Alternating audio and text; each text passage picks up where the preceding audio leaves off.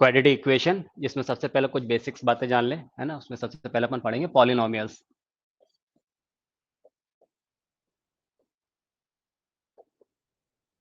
अगर इसके general expression की बात करें हम, तो इसको कैसे रिप्रेजेंट कर सकते हैं? मैं इसको बोल सकता हूँ a n x race to power n plus a n minus one x race to power n minus one plus a n minus two x race to power n minus two plus इस तरह से a two x square plus a one x plus a not.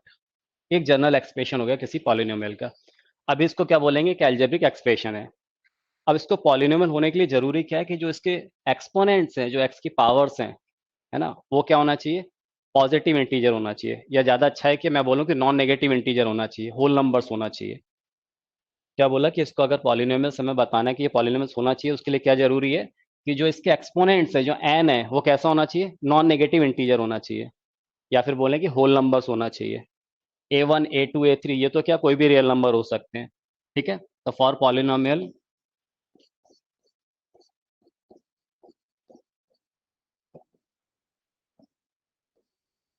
यहाँ पर ये a nought, a one, a two, a three, ऐसे ये a N है, ये शुड बी रियल नंबर। ये क्या होना चाहिए?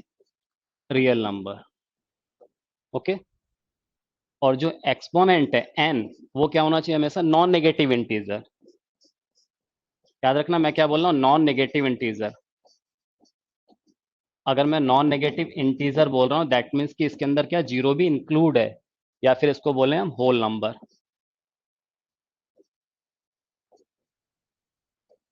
बात समझ में आ गई? मतलब इसके अंदर क्या नहीं चाहिए, इसका मतलब जो है कि इसका जो एक्सपोनेंट है, एक्स की पावर्स है, वो नेगेटिव नहीं होना चाहिए और फ्रैक्शन में नहीं होना चाहिए। अगर कहीं एक्स की पावर क्या आ रहा है, माइनस टू आ रहा है, माइनस थ्री आ रहा है, या फिर कैसे आ रहा है, नेगेटिव आ रहा है, या फिर फ्रैक्शन में अगर कहीं एक्स की पावर थ्री बाई टू है, तो वो पॉलिनोमियल नहीं होगा। वो पॉलिनोमियल होने के लिए जरूरी है क्या कि जो इसके कोएफिशिएंट है, वो तो कैसे होने चाहिए? रियल नंबर हो सकते हैं। दूसरी बात, जो एन है उसका एक्सपोनेंट है, वो हमेशा कैसा होना चाहिए? नॉन नेगेटिव इंटीजर्स होना चाहिए, या फिर बोलें कि होल नंबर होना चाहिए। ठीक है, ये बात ध्यान रहेगी, तो नोट करो, आगे बढ़ रहे हैं फिर।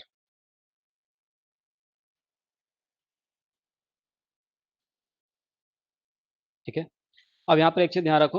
अब यहाँ पर देखो, जैसे ये a n x's to power n plus a n minus x's to power n minus one, ये प्लस साइन से सेपरेटेड है ना। तो इसमें हर एक, ये क्या कहलाएगा? ये फर्स्ट पार्ट हो गया, इसको बोलेंगे टर्म्स, है ना। First term, this is second term, this is third term, ऐसे डिफरेंट टर्म्स है इसमें। ओके। अब यहाँ पर जो एक्सेस टू पावर एन है, इसके मल्टीप्लीकेशन में क्या है? कांस्टेंट कौन सा नंबर है? ए एन है, तो उसको बोलेंगे कोएफिशिएंट। ठीक है, यहाँ पर एक्सेस to power n minus one है, इसके मल्टीप्लीकेशन में क्या है? ए एन माइनस वन है, तो ये इसका कोएफिशिएंट हो गया, यानी x raised power n minus one coefficient क्या है? A n minus one. यहाँ पे अगर मैं आपसे पूछूं कि एक्स का कोएफिशिएंट क्या है, तो आप क्या बोलोगे? ए वन। लास्ट वाला टर्म देखो, उसमें एक्स का कोई टर्म है ही नहीं, तो ये क्या हो गया? Constant term. अगर मैं बोलूँ कांस्टेंट टर्म क्या है, तो आप बोलोगे ए नॉट या फिर ए जीरो। ओके। एक्स स्क्वायर का कोएफिशिएंट क्या हो गया? ए टू। तो समझ में आ गया। और उसमें जो हाईएस्ट पावर है, एक्स की जो हाईएस्ट पावर होगा, उसका जो कोएफिशिएंट होगा, उसको बोलेंगे हम लीडिंग कोएफिशिएंट।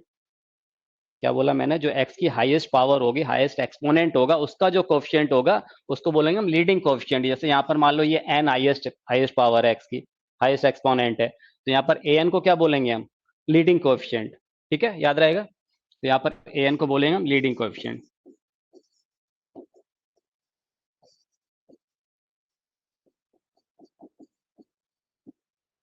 ओके।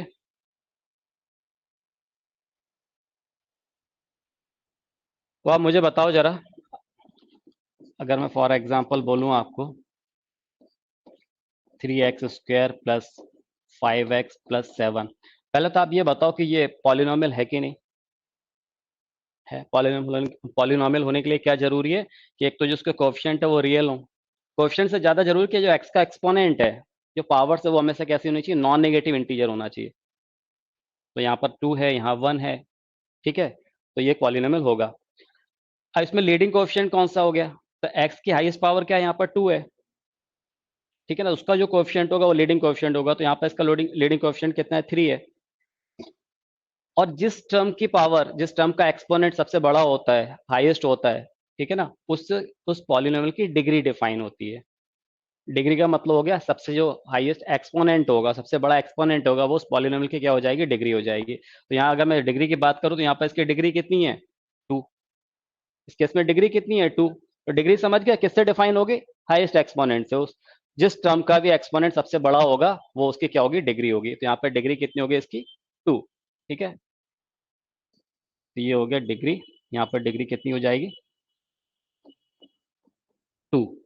ठीक है, ये बताओ जरा, 3x³ plus 4x² minus 9x plus 7, ये पॉलिनोमियल है कि नहीं है? है। डिग्री कितनी है इसकी, 3 है। लीडिंग कोएफिशिएंट क्या है यहाँ पर, 3। ठीक है, ध्यान रहेगा। चलो,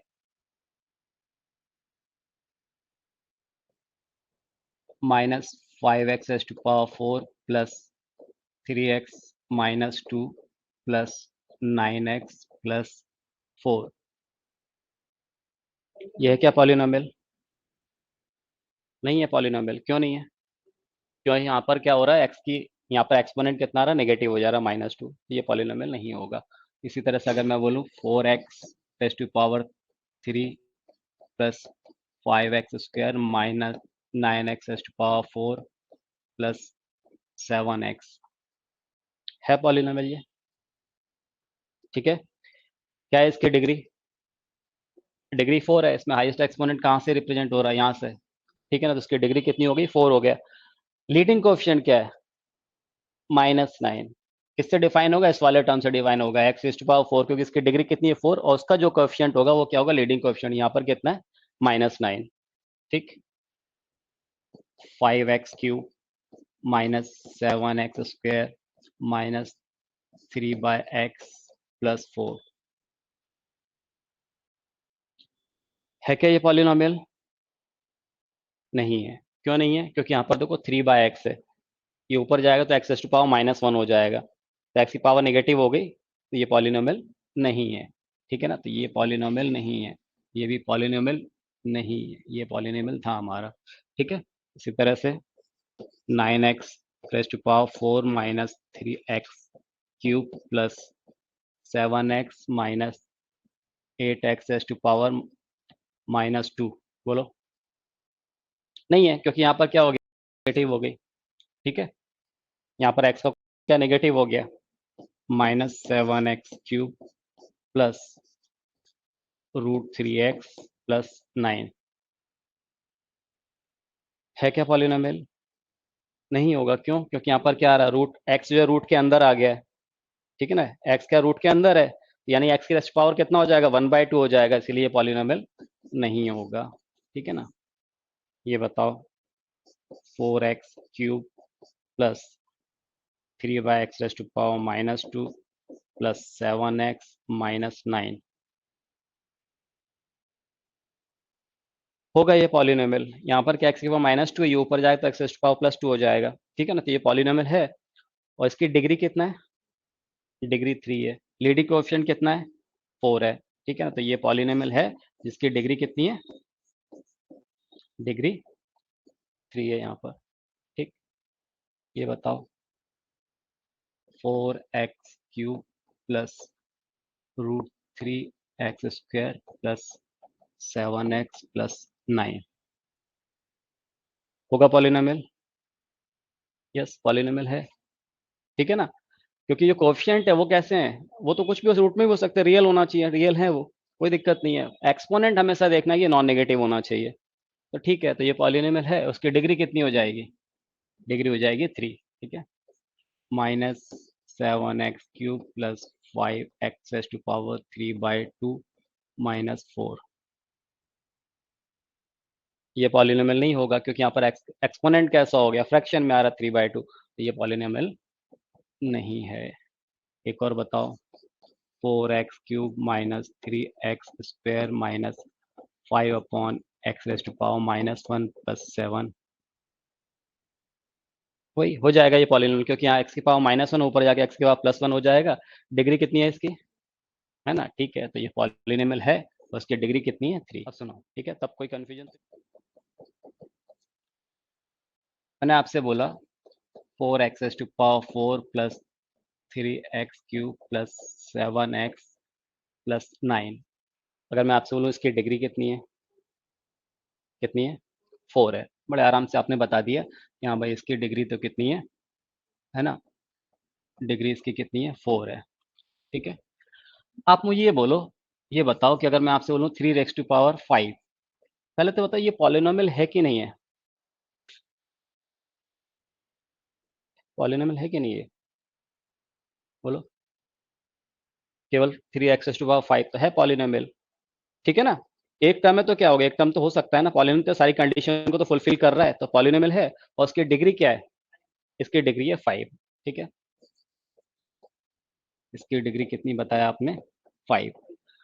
अब आप मुझे ये बताओ, अगर मैं आपसे बोलूं केवल 4x, ये पॉलिनोमियल है क्या? ठीक है, ये भी पॉलिनोमियल है। और इसकी डिग्री कितनी है, बोलो? 1। ठीक है, अब अगर आपसे मैं बोलूं कि अच्छा, इन पॉलिनोमियल को हम जनरली कैसे रिप्रेजेंट करते हैं, हम ऐसा भी रिप्रेजेंट करते हैं। मान लो मैंने लिख दिया f(x) = 4x, है ना। फंक्शन के फॉर्म में भी रिप्रेजेंट कर सकते हैं। मैंने लिखा f(x) = 4x, इसका मतलब क्या है? एक फंक्शन क्या होता है, फंक्शन मतलब क्या, मतलब कोई एक ऐसा रूल है जिससे ये डिफाइन हो रहा है। ये किससे डिफाइन हो रहा है कि भाई x की वैल्यू को हम 4 टाइम कर रहे हैं। तो एफ एक्स क्या रिप्रेजेंट कर रहा है कि ये x में एक ऐसा फंक्शन है जिसकी वैल्यू क्या हो रही है, 4 टाइम होती जा रही है। ठीक है, तो एफ एक्स से भी रिप्रेजेंट कर सकते हैं इसको, y से भी रिप्रेजेंट कर सकते हैं। तो अगर मान लो मैं कह रहा हूँ कि f(x) = 4x, तो ये पॉलिनोमियल है क्या? है। इसकी डिग्री कितनी है? 1 है। ठीक है, इसी तरह से मैंने एक और फंक्शन डिफाइन किया, या एक और पॉलिनोमियल लूं। अगर मैंने केवल लिख दिया 8, ये पॉलिनोमियल है क्या? है ये पॉलिनोमियल। इसको बोलते हैं कांस्टेंट पॉलिनोमियल। क्या बोलेंगे? Constant polynomial. तो इसको कांस्टेंट पॉलिनोमियल बोल रहे हैं, इसकी डिग्री क्या होगी, बोलो? इसकी डिग्री कैसे डिफाइन करेंगे? क्योंकि ये क्या है, 8 है, तो भाई इसको ऐसा भी लिख सकता हूँ, 8x⁴ x⁴ मतलब कितना हो गया, 1 हो गया। तो इसकी डिग्री कितनी हो गई, इसकी डिग्री हो जाएगी 0।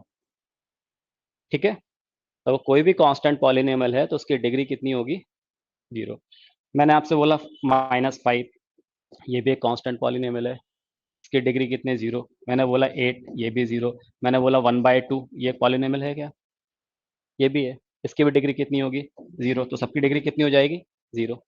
ठीक है, अब अगर मैं आपसे कहूं कि एक ये कोई कांस्टेंट पॉलिनोमियल है f(x) = 0, ये है कि नहीं, पहले होता पॉलिनोमियल,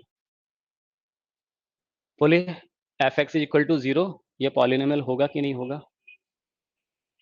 है पॉलिनोमियल ये भी एक कांस्टेंट पॉलिनोमियल है। जो पॉलिनोमियल की कंडीशन है उसको सबको ये फुलफिल कर रहा है, तो क्यों नहीं होगा? ये भी पॉलिनोमियल है, स्पेशल टाइप पॉलिनोमियल है। ये क्या है, कांस्टेंट पॉलिनोमियल है। इसको स्पेशली हम बोलते हैं जीरो पॉलिनोमियल। अब इसकी डिग्री क्या होगी, बोलो डिग्री क्या होगी? आप बोल रहे हो देखो 0 है, तो मैं इसको ऐसा भी तो लिख सकता हूँ। इसको ऐसा नहीं लिख सकता हूँ x⁴ 1, इसको ऐसा नहीं लिख सकता हूँ 0x², इसको ऐसा लिख सकता हूँ 0x⁴। तो बताओ डिग्री किससे डिफाइन करोगे? बता ही नहीं सकते हो आप। तो इसकी डिग्री होगी नॉट डिफाइन, है ना। तो एक ऐसा कांस्टेंट पॉलिनोमियल, कौन सा कांस्टेंट पॉलिनोमियल है, जीरो पॉलिनोमियल। इसको हम अलग से नाम देते हैं जीरो पॉलिनोमियल।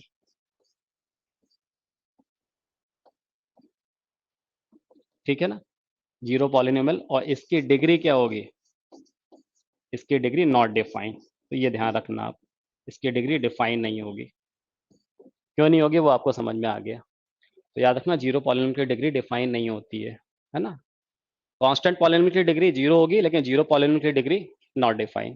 ठीक है, नोट करो, आगे बढ़ते हैं। अब देखो, डिग्री के बेसिस पे हम पॉलिनोमियल को अलग अलग नाम दे देते हैं। ठीक है, जैसा भी मैंने आपसे बोला कि अगर डिग्री 0 है तो क्या बोलेंगे उसको, constant polynomial. Degree not define है तो क्या हो गया था, वो स्पेशल पॉलिनोमियल हो गया था, जीरो पॉलिनोमियल। अगर डिग्री 1 हो तो उसको क्या बोलेंगे, लीनियर पॉलिनोमियल। जैसे फॉर एग्जांपल अगर मैं आपसे बोलूँ f(x) = इसकी जनरल जनरल फॉर्म होगा ax+b। ए और बी क्या है, real numbers, where a b belongs to real numbers. ठीक है ना। तो क्या बोला मैंने, ax+b। अब यहाँ पर इसकी डिग्री कितनी है, डिग्री कितनी है यहाँ पर इसकी, है ना, इसकी डिग्री है 1, ठीक है ना। अगर डिग्री 1 है तो उसको हम क्या बोलेंगे, लीनियर पॉलिनोमियल, ठीक है। तो एक नया नाम दे देते हैं हम, लीनियर पॉलिनोमियल, ठीक। अच्छा ये बताओ, लीनियर पॉलिनोमियल जब बोल रहे हैं तो इस यहाँ पर एक चीज देखो, इसमें मैंने लिखा है ए एक्स प्लस बी, जो इसका जनरल फॉर्म है, ठीक है। इसके अंदर कितने टर्म है, 2 टर्म है। ये ऐसा नहीं हो सकता है क्या कि f x is equal to केवल मैं ए एक्स लिखूं, ऐसा ही तो पॉसिबल है। तो अगर लीनियर पॉलिनोमियल है तो उसमें मैक्सिमम 2 टर्म हो सकते हैं, मिनिमम एक टर्म होगा। यानी वो मोनोमियल भी हो सकता है, बाइनोमियल भी हो सकता है। F x equal to x, ये भी तो लीनियर पॉलिनोमियल है कि नहीं है, इसकी डिग्री 1 है ना। हम डिग्री के बेसिस पे डिफाइन कर रहे हैं, हमने बोला डिग्री 1 है तो उसको क्या बोलेंगे, लीनियर पॉलिनोमियल। तो इसकी डिग्री 1 है तो ये क्या, ये भी क्या हो गया, लीनियर पॉलिनोमियल है। पर इसमें एक ही टर्म है तो पॉसिबल है इस पे एक टर्म हो, ठीक है ना। तो अगर एक टर्म है तो क्या बोलेंगे, मोनोमियल, और 2 टर्म है तो क्या बोल देंगे उसका, बायनोमियल, ठीक। इसी तरह से अगर मान लो डिग्री, अगर डिग्री कैसी है, डिग्री 2 हो, डिग्री 2 हो, जैसे मैं बोलूँ, f x is equal to a x square plus b x plus c, है ना। इसकी डिग्री कितनी है, 2 है। इसकी डिग्री 2 है तो इसको क्या बोलेंगे हम, क्वाड्रेटिक पॉलिनोमियल, है ना। अब इसमें ध्यान रखना एक चीज हमेशा, जैसे मैं यहाँ पर बोला था कि ए एक्स प्लस बी, और मैंने बोला कि a b belongs to real number, और साथ में ये ध्यान रखना कि a not equal to zero, a कभी जीरो नहीं होना चाहिए। क्यों नहीं होना चाहिए, अगर ए जीरो हो गया तो डिफाइन ही नहीं होगा। ए जीरो हो गया तो ये एक्स वाला टर्म तो वैनिश हो जाएगा ना, ठीक है ना।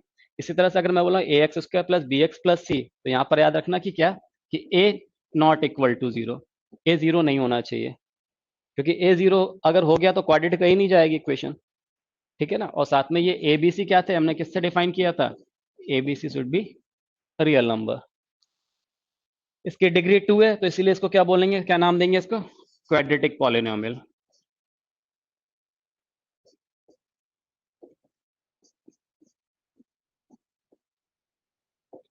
ठीक है ना। ये हो गया क्वाड्रेटिक पॉलिनोमियल। अब ये बताओ, ये ऐसा भी तो हो सकता था,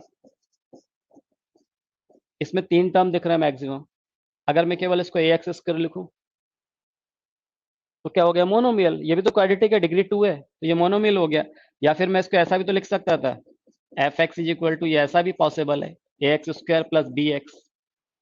अब इसमें 2 टर्म है तो क्वाड्रेटिक, पर एक ऐसा हो गया बायनोमियल, 2 टर्म है तो बायनोमियल हो गया, ठीक है। ये ऐसा भी तो पॉसिबल था, f x is equal to a x square plus c, x वाला टर्म ना हो, कोई दिक्कत नहीं है, डिग्री तो अभी भी 2 है इसकी, अभी भी डिफाइन है, अभी भी ये क्या है, क्वाड्रेटिक है, पर कैसा है, बायनोमियल। अच्छा ऐसा पॉसिबल है क्या, f x is equal to मैं लिख दूं केवल ए एक्स प्लस बी, नहीं ये पॉसिबल नहीं है। अरे क्वाड्रेटिक नहीं रह गया ना, डिग्री कहाँ, एक्स स्क्वायर वाला टर्म है ही नहीं इसमें, लीनियर हो जाएगा ये, समझे।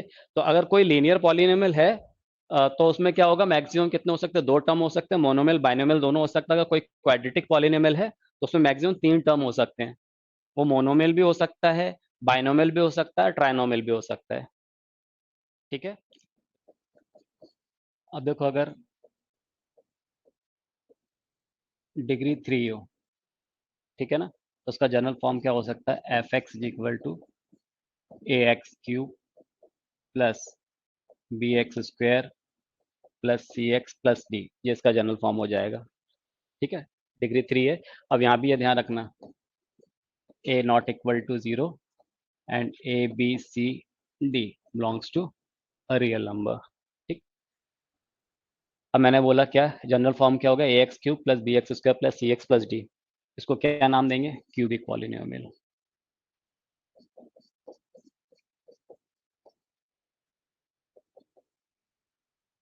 ठीक है ना। डिग्री 3 है तो क्या बोलेंगे, क्यूबिक पॉलिनोमियल।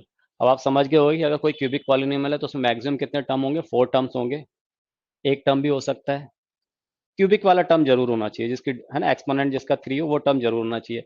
एक टर्म होगा तो क्या बोलेंगे, मोनोमियल, 2 होगा तो बाइनोमियल, 3 होगा तो ट्राइनोमियल, इन जनरल पॉलिनोमियल, इसीलिए उसका पॉलिनोमियल बोलते हैं, है ना। 4 टर्म है तो, है ना, तो इन जनरल पॉलिनोमियल बोल सकते हैं, ठीक है। इसी तरह से अगर डिग्री 4 है तो, डिग्री अगर 4 है तो उसका जनरल एक्सप्रेशन कैसा होगा, ax raised to power 4 plus bx cube plus cx square plus dx plus e where a not equal to zero. Leading coefficient कभी भी जीरो नहीं होना चाहिए। ठीक, ए बी सी डी ई ये सब क्या होंगे, रियल नंबर होंगे। अब यहाँ भी एक टर्म हो सकते हैं, दो हो सकते हैं, तीन, चार या फिर मैक्सिमम 5 टर्म हो सकते हैं। इसको क्या बोलेंगे हम, degree 4 polynomial, polynomial of degree 4, polynomial of degree 4। कुछ जगह बाइक्वाड्रेटिक पॉलिनोमियल भी बोलते हैं। क्या बोला मैंने, बाइक्वाड्रेटिक पॉलिनोमियल। पर बाइक्वाड्रेटिक पॉलिनोमियल उनको बोलते हैं जिसको हम क्वाड्रेटिक में कन्वर्ट कर पाए, है ना। कहीं जगह, किस जगह आपको क्या मिलेगा, बाइक्वाड्रेटिक, बाइक्वाड्रेटिक पॉलिनोमियल।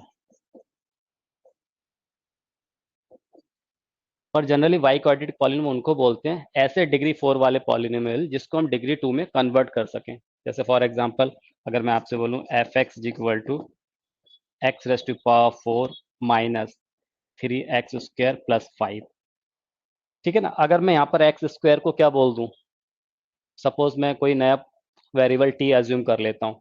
अगर मैं यहाँ पर क्या बोल रहा हूँ, अगर मैं आपसे बोलूँ कि x square is equal to t, तो ये कुछ ऐसा हो जाएगा, f x is equal to, ये एक्स स्क्वायर को मैंने टी बोला हुआ तो ये टी स्क्वायर हो जाएगा, T square minus 3t plus 5। अब ये क्वाड्रेटिक में कन्वर्ट हो गया, है ना। तो इस तरह के जो डिग्री 4 वाले पॉलिनोमियल होंगे उसको क्या बोलेंगे हम, by quadratic polynomial. Okay, note कर लो,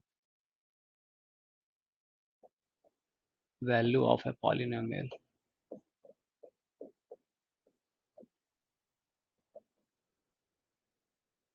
अब किसी पॉलिनोमियल की वैल्यू का क्या मतलब है, जैसे अगर मैं लिखूं f x is equal to 3x plus 5।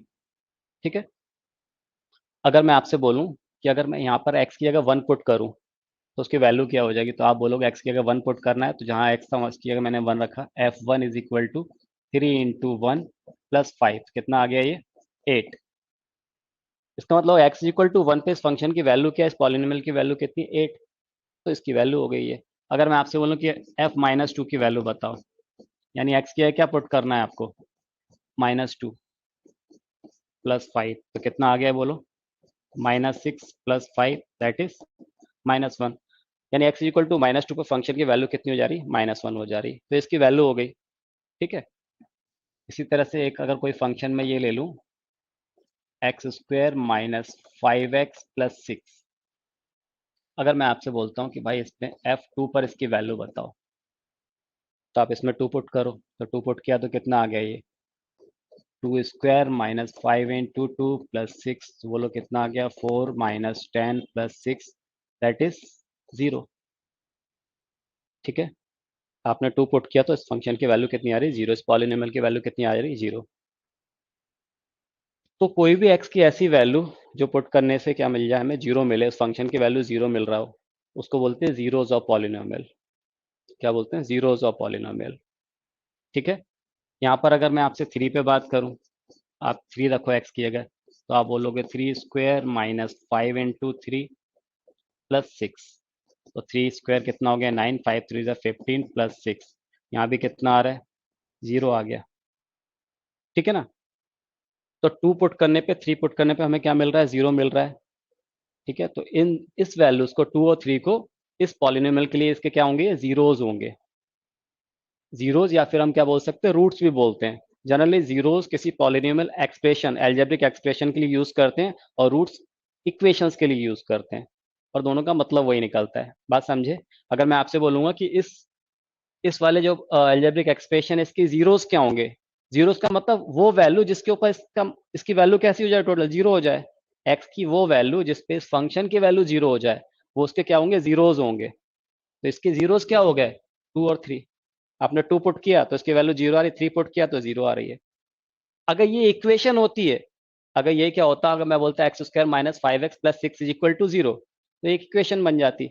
अब इस इक्वेशन में भी अगर हम 2 और 3 पुट करेंगे तो भी आंसर क्या आएगा, 0 आएगा। तब उसको क्या बोलेंगे, रूट्स, रूट्स ऑफ इक्वेशन। समझ गए। ठीक है, जीरो।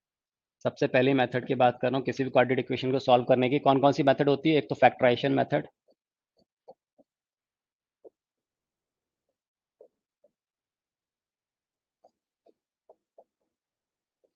दूसरी मेथड जो होगी वो कौन सी हो जाएगी, completing the squaring method, completing the square method.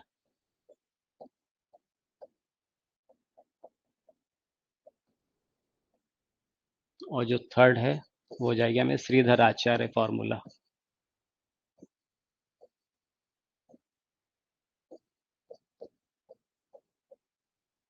Shridhar Acharya formula है ना, या फिर क्वाड्रेटिक फॉर्मूला भी बोलते हैं। ठीक है, तो इसको सबसे पहले हम बात कर रहे हैं फैक्टराइजेशन मेथड की। ठीक है, अगर मैं आपसे बोलूं कि कोई इक्वेशन है x square minus 5x plus, ये एग्जांपल ले रहा हूं मैं भी। ठीक है, इसको हमें सॉल्व करना है, तो कैसे सॉल्व करेंगे फैक्टराइजेशन मेथड से, हम इसको फैक्टराइज करना है, तो कैसे करेंगे फैक्टराइज, हमें यहाँ पर मिडिल टर्म को स्प्लिट करना है, फैक्टराइजेशन मतलब मिडिल टर्म स्प्लिटिंग मेथड है ना, तो मिडिल टर्म को स्प्लिट करना है, तो कैसे स्प्लिट करना है, यानी -5x को हमें स्प्लिट करना है। तो इस तरह से स्प्लिट करेंगे कि इसका जो प्रोडक्ट होना चाहिए, मतलब मुझे ऐड और सब्ट्रैक्ट करने में -5 मिलना चाहिए और प्रोडक्ट कितना होना चाहिए, 6 आना चाहिए, 6 और जो लीडिंग कोएफिशिएंट है दोनों का प्रोडक्ट, यानी मल्टीप्लाई करने पे 6 मिलना चाहिए, ऐड और सब्ट्रैक्ट करने पे कितना आना चाहिए, -5 मिलना चाहिए। तो ऐसे कौन से दो नंबर्स होंगे, कौन से दो इंटीजर होंगे, तो देखो अगर मैं आपसे बोलूँ -2, अगर मैं -2 और 3 लेता हूँ तो प्रोडक्ट मुझे क्या मिलेगा, -6 मिलेगा, पॉसिबल नहीं है। ठीक है ना, अगर मैं क्या ले लूँ, -2 और -3 ले लूँ, तो -2 और -3 का प्रोडक्ट क्या मिलेगा, +6 मिलेगा, और जबकि -2 और -3 को ऐड करूंगा तो मुझे -5 मिल जाएगा। ठीक है, इसका मतलब इसको कैसे स्प्लिट कर सकते हैं, -2 -3 में स्प्लिट कर सकते हैं। तो मैं इसको ऐसा लिखूंगा, मैं लिखूंगा एक्स स्क्वायर माइनस -5x को स्प्लिट कर रहे हैं, लिखा -2x और -3x, तो -2x और -3x कितना हो जाएगा, -5x। ठीक है, और ये +6। अब क्या करेंगे, फर्स्ट टू टर्म में से कुछ कॉमन लेंगे और लास्ट टू टर्म में से कुछ कॉमन आ रहा होगा, तो देखो जरा क्या कॉमन आ रहा है फर्स्ट टू टर्म में से, यहाँ से x कॉमन आ रहा है तो x कॉमन ले लिया, तो x-2, इन दो टर्म में से -3 कॉमन ले लिया, x-2 इज इक्वल टू 0, पूरे में से क्या कॉमन आ रहा है, x-2, ये x-2 और यहाँ क्या बचा, x-3 इज इक्वल टू 0। ठीक है, तो ये इसके फैक्टर होगा x-2 x-3। अगर ये क्वाड्रेटिक इक्वेशन है, इसके रूट्स निकालना है तो क्या करेंगे, देखो दो चीजों का प्रोडक्ट 0 के इक्वल आ रहा है, इसका मतलब क्या है, इसमें से कोई एक 0 होना ही चाहिए, तो इसका मतलब ये हो गया कि x-2 इज इक्वल टू 0 या फिर x-3 इज इक्वल टू 0। इनका प्रोडक्ट तभी 0 होगा जब इसमें से कोई ना कोई एक 0 हो, तो x-2 इज इक्वल टू 0 या फिर x-3 इज इक्वल टू 0। तो यहाँ से x इज इक्वल टू कितना मिल जाएगा, x इज इक्वल टू 2 या फिर x इज इक्वल टू 3। तो ये इसके क्या आ गया, 2 और 3, 2 और 3 इसके रूट्स या फिर इसके सॉल्यूशंस हो गए। ठीक है, समझ गए।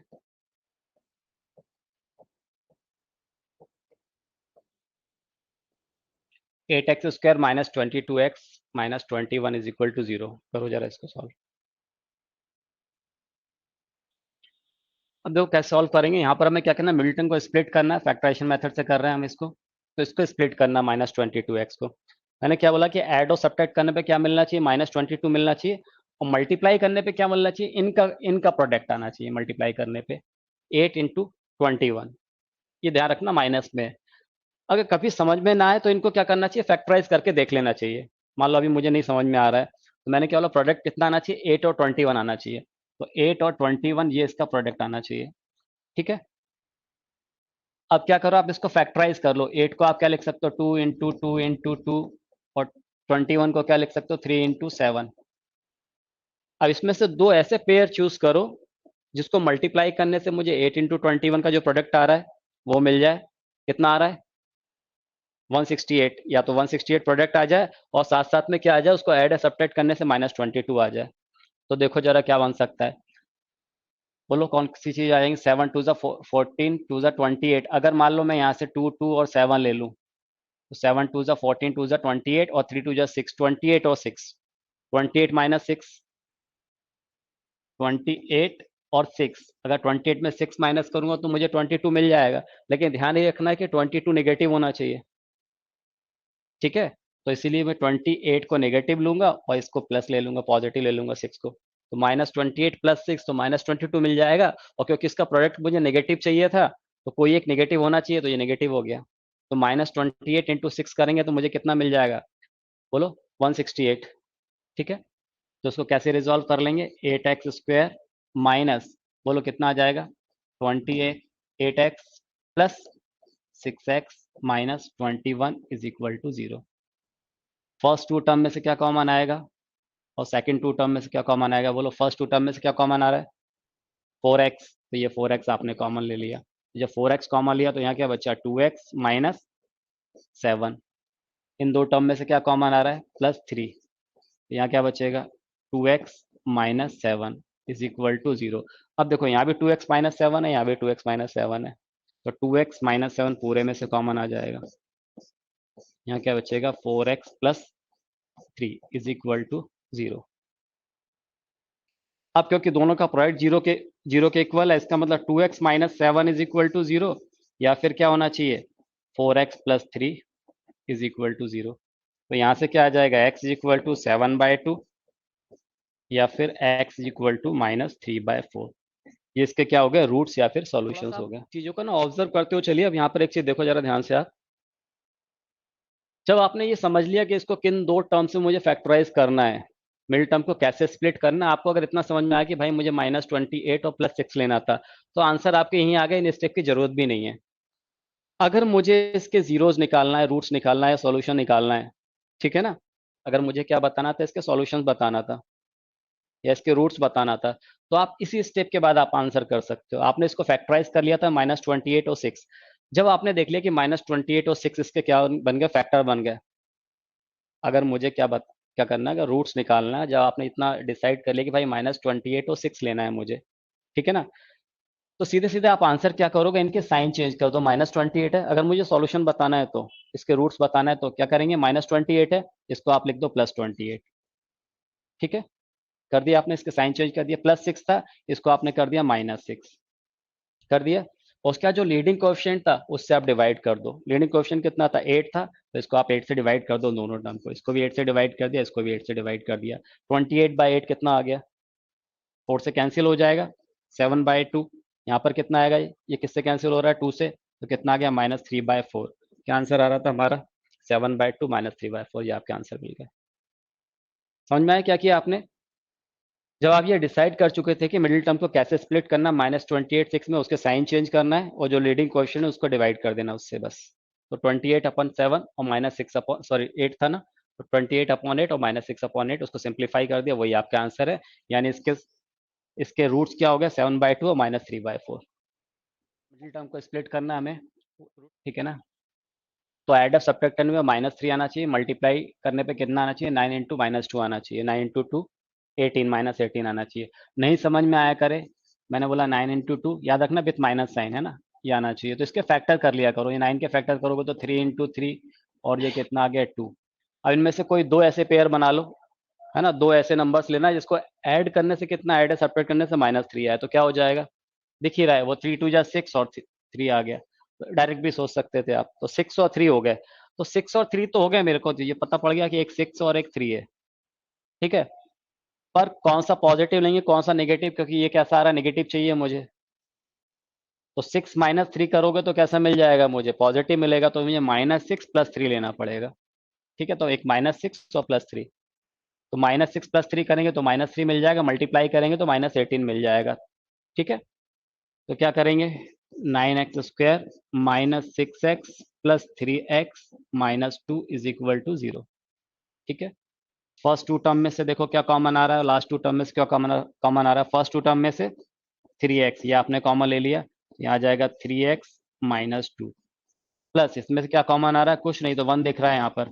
3x -2 इज इक्वल टू 0, यहाँ भी 3x -2 है, ये भी 3x -2 है। क्या आ गया, 3x -2 इंटू यहाँ क्या बचेगा, 3x + 1 इज इक्वल टू 0। दो टर्म्स का प्रोडक्ट 0 आ रहा है, इसका मतलब क्या है कि या तो 3x -2 इज इक्वल टू 0 होगा, या फिर 3x + 1 इज इक्वल टू 0। तो यहाँ से x इज इक्वल टू कितना मिल गया, 2/3, या फिर x इज इक्वल टू कितना आ जाएगा, -1/3। ये हमारे आंसर हो जाएंगे। आंसर आप यही निकाल सकते थे, आपने देख लिया था कि इसको स्प्लिट करने पे क्या मिल रहा है, -6 और 3 मिल रहा है। मुझे क्या इसके रूट्स बताना है, तो क्या करो, इसके साइन चेंज कर दो, तो एक हो जाएगा 6 और दूसरा कितना हो गया 3, और जो लीडिंग कोएफिशिएंट है उससे डिवाइड कर दो। यहाँ पर कितना है 9, तो 6/9 और कितना आ गया 3/9। 6/9 का मतलब ये 3 से कैंसिल हो जाएगा, तो ये आ जाएगा 2/3, और ये कितना आ जाएगा 1/3। अच्छा, ये साइन चेंज करना है तो ये ध्यान रखना है ना, ये नेगेटिव था तो पॉजिटिव हो गया, और ये कैसा हो जाएगा नेगेटिव, तो ये -1/3 और ये 2/3, ये इसके आंसर हो जाएंगे। स्प्लिट करके क्या लाना है हमें, 2√2, और मल्टीप्लाई करने पे क्या आना चाहिए, -6। यहाँ पर एक्स का कोएफिशिएंट कितना है, 1 है, तो मल्टीप्लाई करने में -6 मिलना चाहिए। नहीं समझ में आया करो तो इस एक्स को फैक्टराइज कर लिया करो, सॉरी ये 6 है ना, इसको फैक्टराइज कर लो, तो 6 को हम क्या लिख सकते हो, 2 × 3, ये फैक्टर बनेंगे। पर यहाँ पर मुझे √2 दिख रहा है, तो कहीं ना कहीं √2 के टर्म में लेके आना होगा मुझे। अब इस 2 को मैं क्या लिख सकता हूँ, √2 × √2, इसको लिख सकता हूँ ना मैं, √2 × √2, ऐसा लिख सकता हूँ, तो 2 हो जाएगा, और ये आगे 3। अब क्योंकि यहाँ पर 2√2 है, तो आप देखो अगर ये 3√2 में से अगर √2 को मैं सब्ट्रैक्ट कर दूं तो मुझे 2√2 मिल जाएगा। और जब एक नेगेटिव लूंगा, इसको सब्ट्रैक्ट करूं, यानी √2 को नेगेटिव लूंगा, तो उसका प्रोडक्ट कैसा आना चाहिए, नेगेटिव आना चाहिए, वो आ जाएगा, कोई दिक्कत नहीं है। यानी इसको मैं कैसा लिख लूंगा, x² प्लस कितना, 3√2x माइनस √2x -6 = 0। ठीक है। अब जो आपने ये डिसाइड कर लिया ना कि आपको √2 कैसा लेना है, देखो आपने ये डिसाइड कर लिया कि भाई आपको फैक्टर क्या लेना है, कि √2 लेना है, और दूसरा फैक्टर क्या लेना था, 3√2 लेना था। 3√2, यही तो किया आपने, 3√2, ये -√2, तो आंसर तो आपके यहीं आ गए। इसके साइन ही तो चेंज करना है, -√2, इसको क्या करना है +√2, इसको क्या करना है -3√2, आपके आंसर्स पता पड़ गए रूट्स। ठीक है, यहाँ देखे कैसे करेंगे। अब फर्स्ट टू टर्म में से क्या कॉमन आ रहा है, एक्स, तो ये आपने एक्स कॉमन ले लिया, तो यहाँ से आ जाएगा x + 3√2। ठीक है, लास्ट टू टर्म में से इसमें से क्या कॉमन आ रहा है, √2 कॉमन आ रहा है, -√2, इसको आखिर में 2 × 3 लिख सकता हूँ ना, उस 2 को भी √2 × √2 में स्प्लिट कर सकता हूँ, तो यहाँ से मैंने क्या कॉमन ले लिया, √2, तो यहाँ क्या बचेगा, x प्लस, बोलो, इसको क्या लिखा था, 2 × 3, उसमें से √2 बाहर लिया है, तो 3√2 बच गया ना, ये आ गया 3√2 = 0। अब देखो यहाँ पर x + 3√2 यहाँ भी है, x + 3√2 यहाँ भी है, ये पूरे में से कॉमन आ जाएगा, x + 3√2 इंटू x - √2 = 0। इसका मतलब क्या हो गया, x + 3√2 = 0, या फिर x - √2 = 0। तो यहाँ से क्या मिल गया, x = -3√2, या फिर x = √2, ये आपका आंसर होगा, √2 और -3√2। ठीक है, अब मुझे 10x को स्प्लिट करना है, तो मल्टीप्लाई करने पे क्या आना चाहिए, √3 × 7√3। ठीक है ना, तो ये √3 × 7√3, ये मल्टीप्लाई करने पे आना चाहिए, √3 × √3 कितना होगा, 3 × 7 21, यानी मल्टीप्लाई करने पे 21 आना चाहिए, और ऐड और सब्ट्रैक्ट करने पे 10 आना चाहिए। तो क्या किस दो टर्म में स्प्लिट हो जाएगा, 7 और 3 में, 7 3 ज़ा 21, 7 + 3 10। ठीक है ना, उसको क्या लिख लेंगे हम, √3x² plus 7x plus 3x plus 7√3 = 0। Answer तो आपको यही समझ में आ गया। ठीक है ना, क्या हो जाएगा, पहले इसको सॉल्व कर लेते हैं, फिर इसको डायरेक्ट भी देखते हैं। बोलो, इसमें से क्या कॉमन आ रहा है, x केवल कॉमन आ रहा है, तो x कॉमन ले लिया, तो क्या बचा, √3x प्लस 7। इन दो टर्म में से क्या कॉमन आ रहा है, √3 कॉमन आ रहा है। ठीक है, √3 कॉमन ले लिया, तो यहाँ पर क्या बचेगा, √3x, ये 3 था तो √3 × √3 लिख सकते हैं, √3 कॉमन ले लिया, तो √3x प्लस 7 = 0। पूरे में से क्या कॉमन आ जा रहा है, √3x प्लस 7 इंटू यहाँ क्या बचेगा, x प्लस √3 = 0। इसका मतलब क्या हो गया, √3x प्लस 7 = 0, या फिर x प्लस √3 = 0। तो यहाँ से मिल जाएगा x = -7/√3, यहाँ से क्या आ जाएगा, x = -√3। ठीक है, ये आंसर हो गया।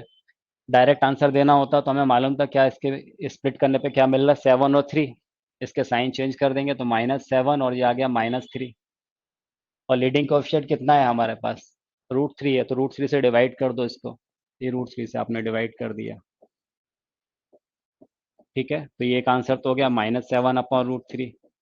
दूसरा आंसर 3/√3 है, तो ये कैंसिल होके कितना हो जाएगा, √3। तो ये आंसर है हमारे। ठीक।